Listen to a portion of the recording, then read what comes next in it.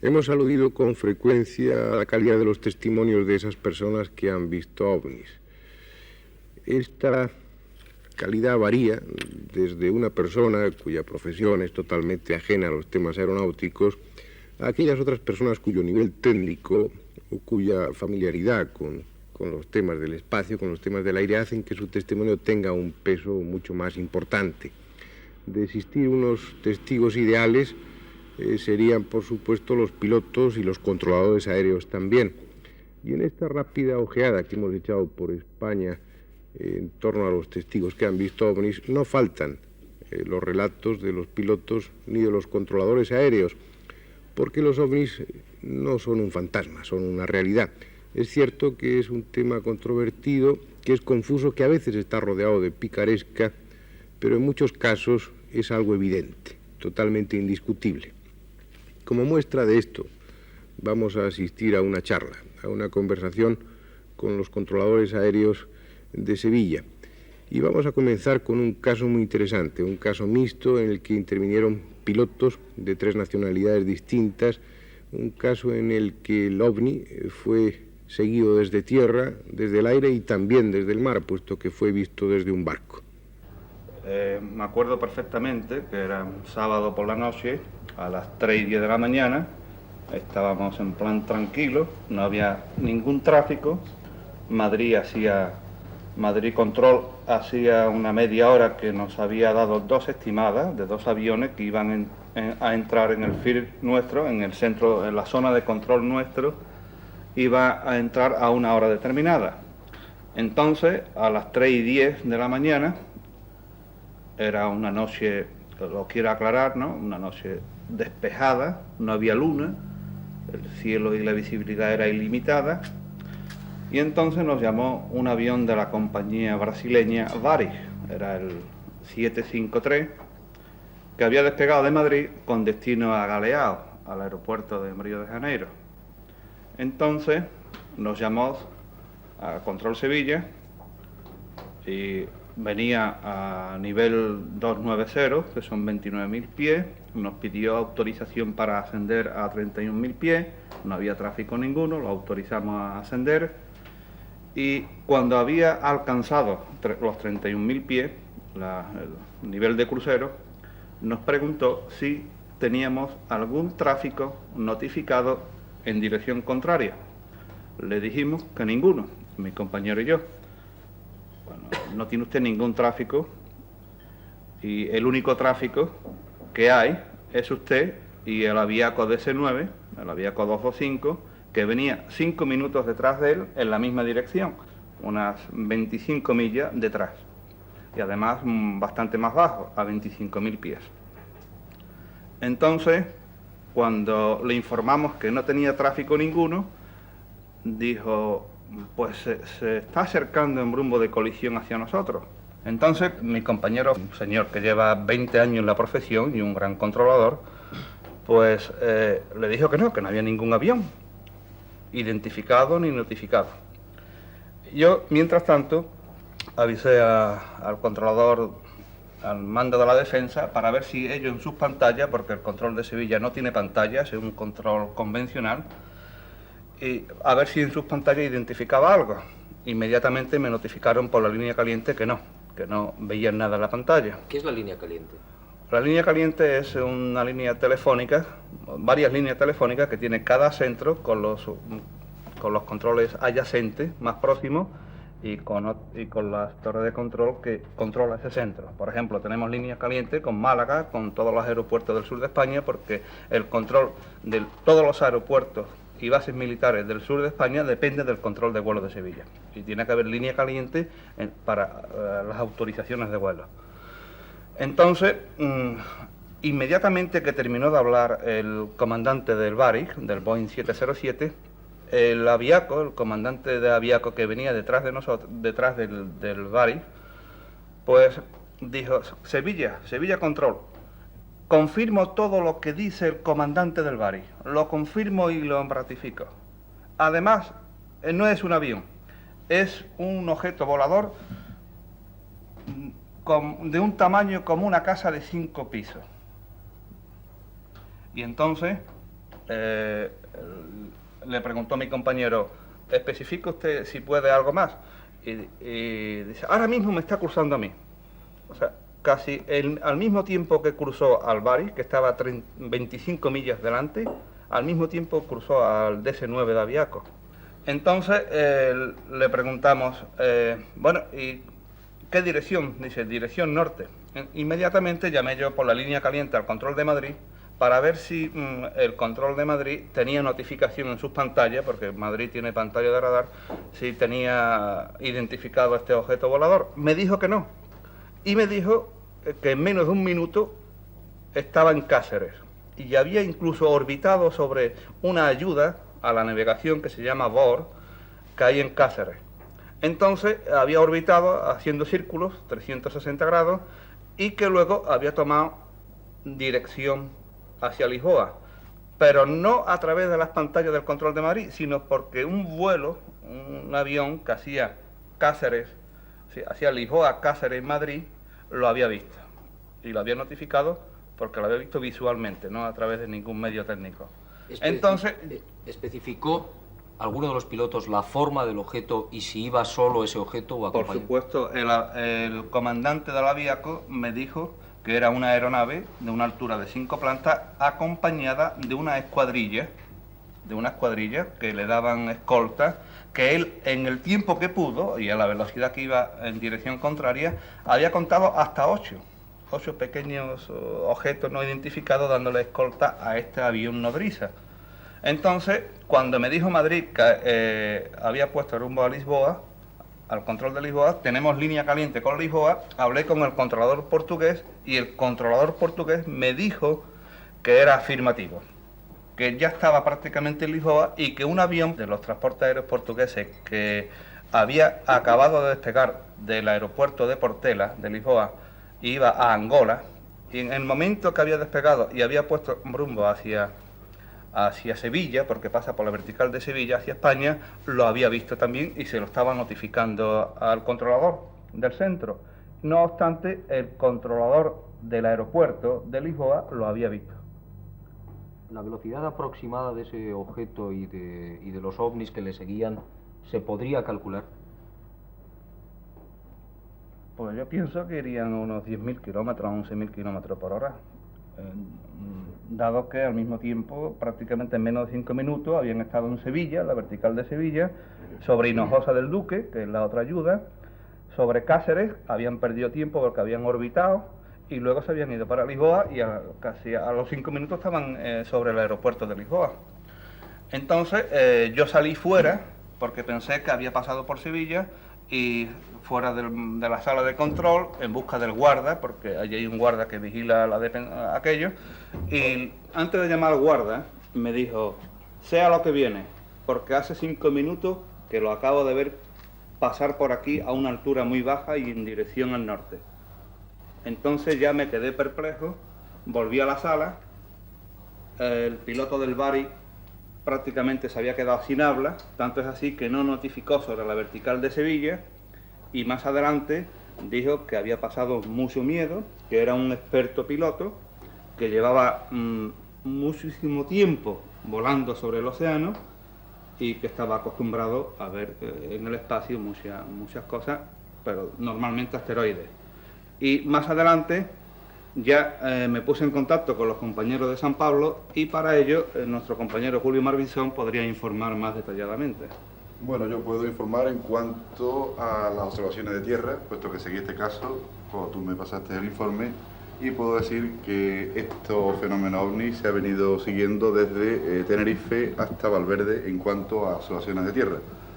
A las 1:30, 2 menos cuarto, desde un barco tenemos un informe desde un barco cercano a Tenerife que nos dice ya que allí aparece la primera bola luminosa grande con una bola pequeña detrás, una pequeña navecilla. El segundo informe lo tenemos ya a las 2:15 de unos cazadores en Punta Umbría que lo ven salir del mar y penetrar en la península. El tercero, a las 3 menos cuarto aproximadamente, un técnico de una emisora local está en la zona de Los Palacios. Allí lo llama el guarda también de estas dependencias y sale y observa una nave luminosa grande seguida por una bolita y en ese momento emite 2 pequeñas navecillas. También, esto ya salió en los periódicos, 2 obreros que salen de su fábrica a las 3 de la madrugada, viniendo por la carretera también de 2 hermanas, también ven la misma visión, tienen la misma visión de una nave grande con 2 navecillas y posteriormente 3 navecillas. Y ya por último, a las 3:20 aproximadamente, sobre Valverde, 9 personas que vienen también de aquella zona de Valverde, de casa, se encuentran una nave grande que va emitiendo hasta 9 navecillas pequeñas que continúan en formación tras ella. Esto podría eliminar la posibilidad de que fuese un meteorito, ya que no seguiría esa trayectoria plana, por así decir, o curva, pero curva paralela a la Tierra, desde Tenerife hasta Valverde, que es hasta donde yo puedo informar. Hasta aquí el testimonio de José Galindo y de Julio Marbizón. Julio Marbizón es meteorólogo, también oficial del Ejército del Aire y es uno de los investigadores serios y con prestigio que hay en este país en torno al tema OVNI. Como ustedes han visto y han escuchado, es un caso interesante. Interesante y demostrativo. Han intervenido en él pilotos de 3 nacionalidades distintas, controladores aéreos de 2 nacionalidades distintas. Ha sido seguido desde tierra, ha sido seguido también desde un barco, hasta el punto de poder determinar su trayecto desde las Islas Canarias hasta la península. De alguna forma es una especie de botón de muestra. Viene a decir que si el gobierno facilitara una información rápida sobre estos temas, el pueblo, nosotros, los investigadores, podríamos saber mucho más sobre el tema OVNI. Gracias a esa coordinación de energía, gracias a ese alarde de medios técnicos, como significa en la actualidad los controladores aéreos y el poder estar en relación con distintos puntos del aire en el mismo momento, se ha podido saber la trayectoria, la velocidad y determinar toda una serie de constantes, de valores mensurables de ese aparato, de esa nave, que si en todos los casos en los que el gobierno, en los que las fuerzas aéreas han intervenido, hubieran llegado de igual forma a los investigadores privados, hoy con toda probabilidad se podría saber bastante más de los OVNIs. Pero además este caso va a quedar aún más completo. Tenemos la oportunidad de ofrecerles a ustedes el testimonio de alguien que lo vio desde tierra. Un experto, un técnico de televisión que tuvo la oportunidad de verlo también. Me encontraba el 19 de septiembre del 76 de servicio en la emisora, Centro Emisor del Sur. Serían las 3 menos 10 de la mañana. Y como es lógico, como la emisión es ininterrumpida, estábamos sentados en la mesa de control de dicha emisora. Entonces vimos que apareció el guarda jurado de vigilancia de servicio de ese día, entró en la casa corriendo y diciendo que veía en el campo de antena que se aproximaba un objeto muy extraño. Nos alarmamos un poco. Este otro técnico, compañero mío, salió con él afuera. Yo, para no perder más tiempo, no perder tiempo y perderme lo que me decía este hombre que había visto, me asomé al Gradulú, separando los álabes del Gradulú, y entonces observé en el cielo. Es la primera vez en mi vida, además, que he visto un ovni, y indudablemente aquello lo era, porque eso hay que verlo para después decir que es algo extraño. Entonces era una esfera de aproximadamente unos 40 centímetros de diámetro aparente, y iba echando por detrás, hablando en términos más o menos vulgares para que sea más demostrativa la cosa, iba echando verdaderamente candela, vamos, no echaba fuego o una estela, no, iba echando verdaderamente chispas. Era una cosa extrañísima, muy rojo, y además lo que más me sobrecogió fue que en la parte de atrás había unas 4 o 5 esferas, ya eso no me acuerdo muy bien si eran 4 o 5 esferas más pequeñitas, totalmente moviéndose hacia arriba, hacia abajo y como jugueteando. y me causó una sensación grandísima, cosa que además no olvidaré nunca, porque es la primera y la única vez que he visto una cosa así, y cuando es una cosa extraña, indudablemente se nota que aquello es una cosa rara, aquello fue muy raro y además inmensamente bonito. Quisiera insistir en este relato, tal vez no haya quedado claro para ustedes o para algunos de ustedes, que se habla de 40 centímetros de diámetro aparente. Esto quiere decir que o vio la nave muy de cerca o que esa nave, ese objeto volante no identificado, tenía un tamaño gigantesco. En cualquier caso, lo que queda claro a través de este y de otros relatos es que los ovnis existen, que los ovnis son vistos por pilotos, que son vistos por controladores aéreos y que son vistos también y seguidos a través de las pantallas de radar. José Morales Moreno es otro de los controladores que nos acompaña y que también ha tenido unas experiencias ovni precisamente en Sevilla. ¿Puedes contarnos qué es lo que...? Sí, en Sevilla concretamente fue otro parecido de estos vuelos nocturnos ya de la madrugada, de los que se dirigen a Sudamérica, muy parecido a todo esto que estamos comentando. Un avión pidió informe de si teníamos algún tráfico notificado para él y se le informó que no, el único existente en el momento era él. Pues él siguió insistiendo en que tenía un tráfico que se le acercaba, si no en rumbo de colisión real, pero diferente altura, y que le cruzó de derecha a izquierda y en dirección a sus 10 de su posición. Al no tener ningún tráfico notificado, pues ya coordinamos con el sistema de defensa y ellos sí le localizaron a la altura de Córdoba en sus pantallas. También otro caso así, pero ya en Madrid, la primavera del 74 así, otro caso también similar, pero en este no hubo ningún avión que lo notificase, fue observación directa sobre la pantalla de un avión que iba aproximadamente rumbo 050, desde Cáceres a Zaragoza aproximadamente.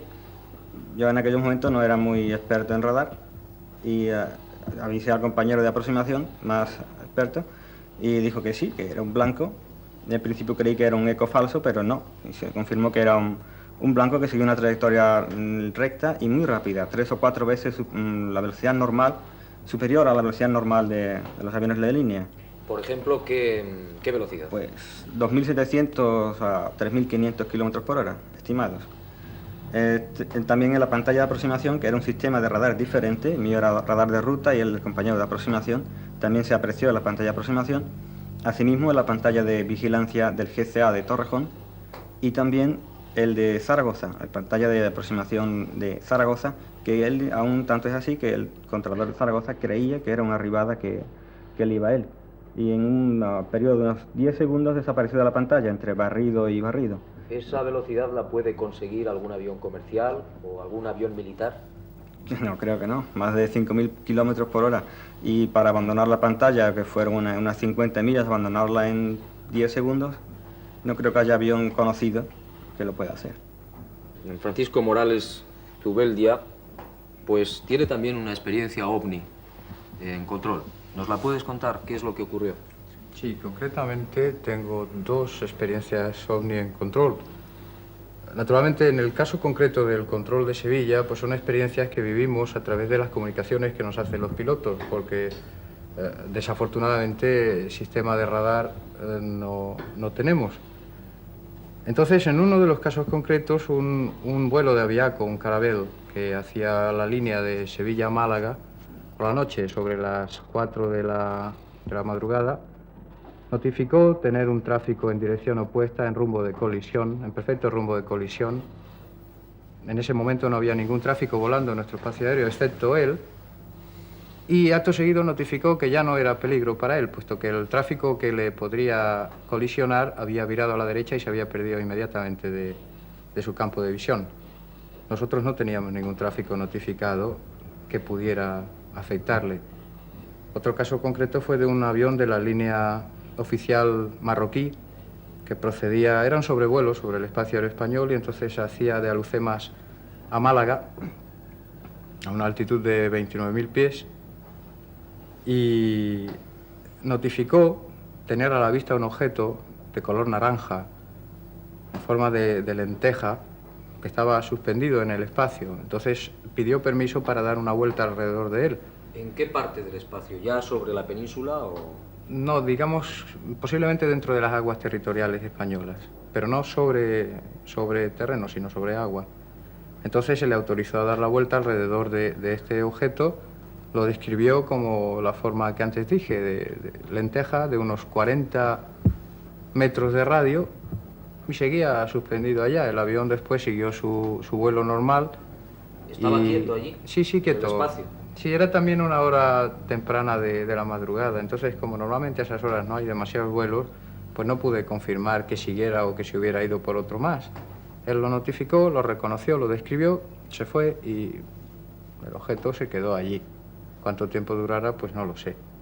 Y concretamente en el campo ya de experiencias propias, pues hará como unos 10 años, estando de noche en el campo, en una excursión, durmiendo, pues me despertó un compañero que iba conmigo y entonces estuvimos viendo una especie de cosita, se veía muy lejana, en forma de esfera, de color blanquecino, que yo en principio pensé que pudiera ser algún meteorito, pero seguía una trayectoria uniforme, a una velocidad uniforme, y barrió los 180 grados de horizonte en aproximadamente unos 8 o 10 segundos.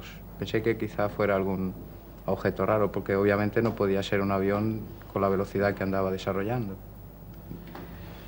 Por último, Francisco Fernández Andrade, también controlador, nos va a contar una experiencia personal también, creo, aunque no en el terreno del control.